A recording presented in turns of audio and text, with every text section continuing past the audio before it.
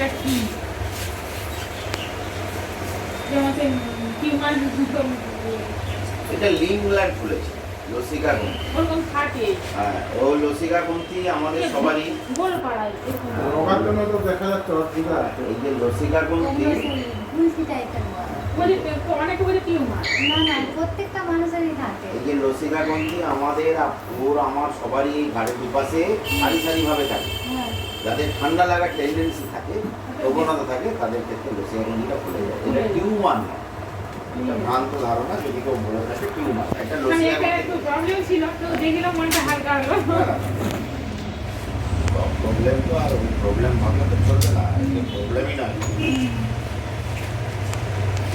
মানে ওটা জল দিয়ে খেতে পারেন।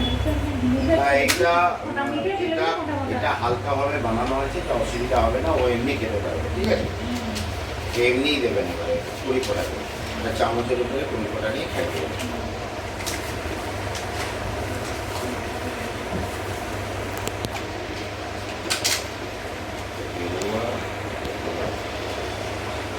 দুপুরে স্কুলে থাকলে স্কুল থেকে ফিরে এসে খাবার খাওয়ার পরে দুপুরে ওষুধটা খাইয়ে দিই।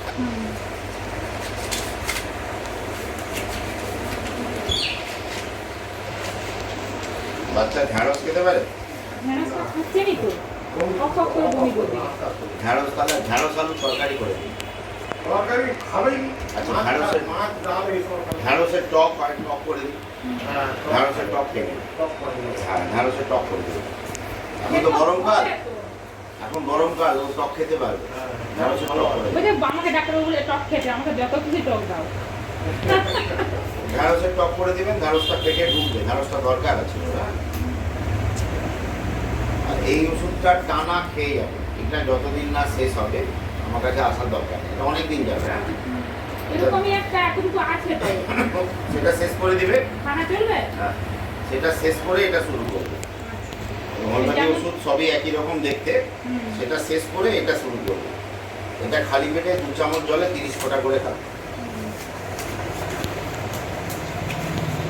কাঁঠালি গলা দিচ্ছেন ওকে? হ্যাঁ। কাঁঠালি গলাটা খাবে।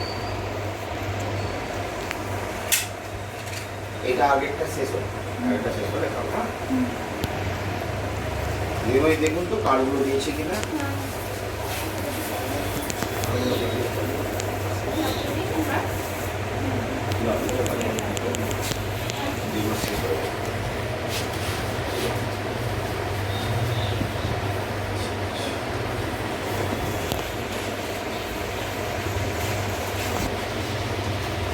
দেখুন ডেটটা ঠিকঠাক দিয়েছে কিনা, কালকে সবাইকে কুড়ি করিয়েছেন আপনি। হ্যাঁ, আমি তো তোমার কার্ড দিয়েছি, আমি ওকে দিয়েছি। আমি তো কুড়ি লিখলাম এখানে। ডেটটা কেন আমার, আমি তো খুঁজে পাবো না না পরে, ডেটটা গন্ডগোল হয়ে গেল। আমি চেক করে নিলাম এগুলো, কোনটা ঠিক আছে ভুল হচ্ছে দেখে নেন। ওই এই এইটা জলদি মিশিয়ে খাবে। শুধু একটা জল দিয়ে মিশিয়ে খাবেন, বাকি সব এমনি খাবেন। এটা হবে। আগে যেমন করবে সকালবেলার খালি পেটে যেটা আছে, আগের যেটা আছে, ওটা কত ফোঁটা করে খাচ্ছিল? হ্যাঁ করে নিই। আগের সকালবেলাটা খালি পেটেরটা কত ফোঁটা করে খাচ্ছিল? আর আরেকটা খাচ্ছিল, রাতে খাচ্ছিল 10 ফোঁটা, তারপর 30 ফোঁটা, তারপর সব 30 ফোঁটা 20 ফোঁটা, না সকালে খালি পেটে কত খাবে? 30 ফোঁটা। ওইটা শেষ করে তারপর এটা শুরু করবে। আমরা এটা সামনে একটু আছে। এটা রাতে এটা রাতে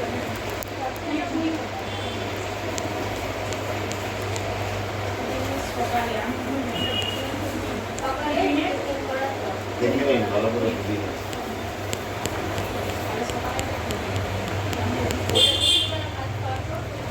করে নিলে করে দেখো।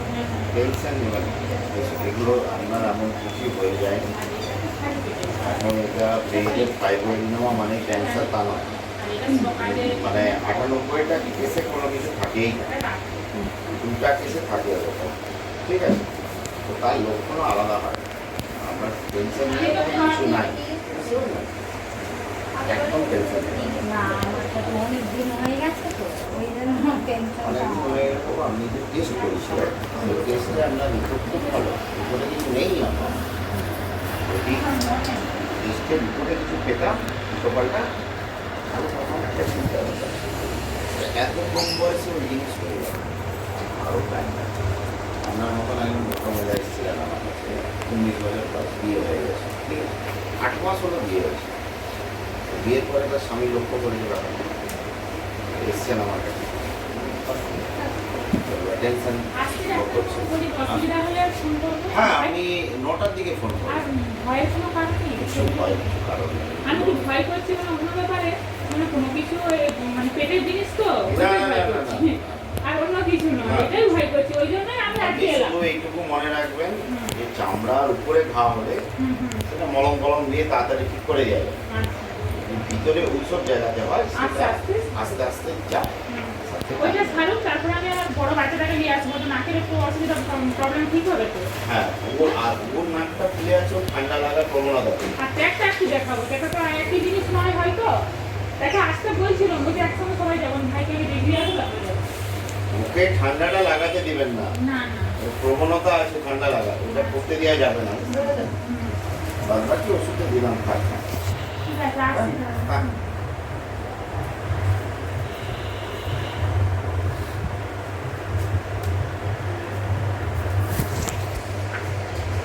যে ভদ্রমহিলা স্বামী পরশুদিন এসেছিল,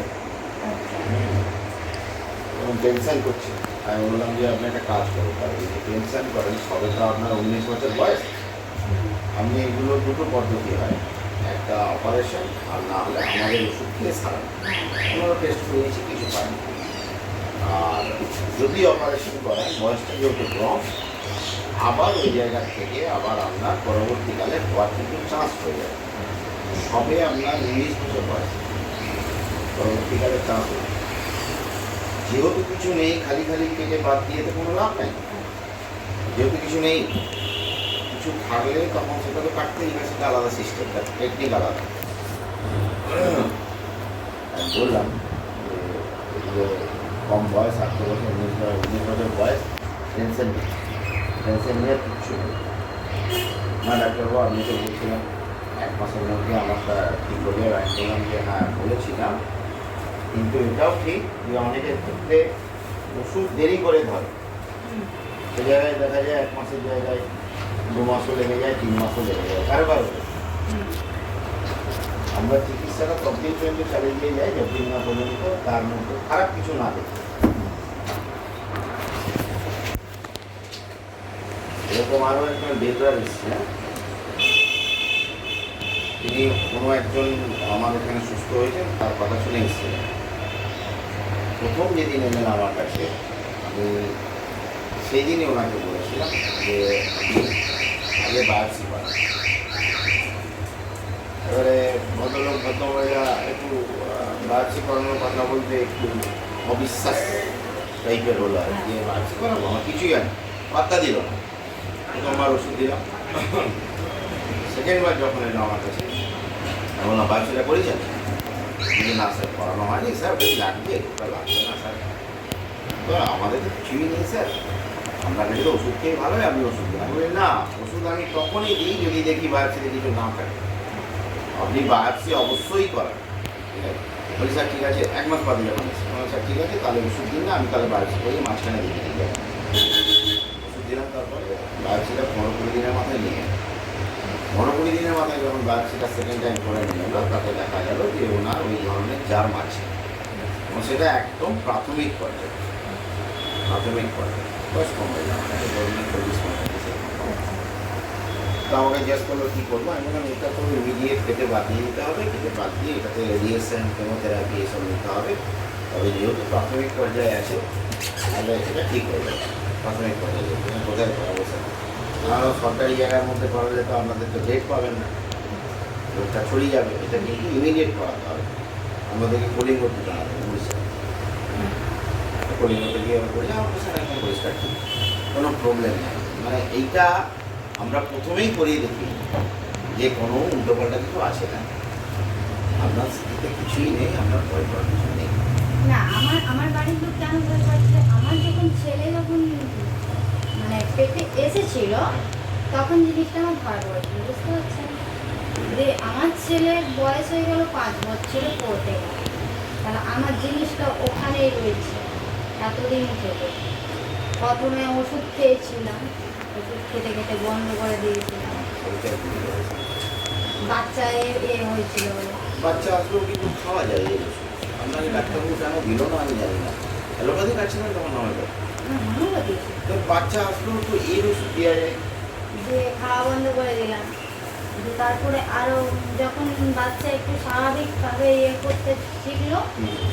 যে বললাম না যে ওখানে ডাক্তারকে দেখিয়ে ওষুধ খেতাম, হ্যাঁ, অনেক মানে টাকা দিয়ে খাচ্ছি কিন্তু কিছু কাজে লাগছে।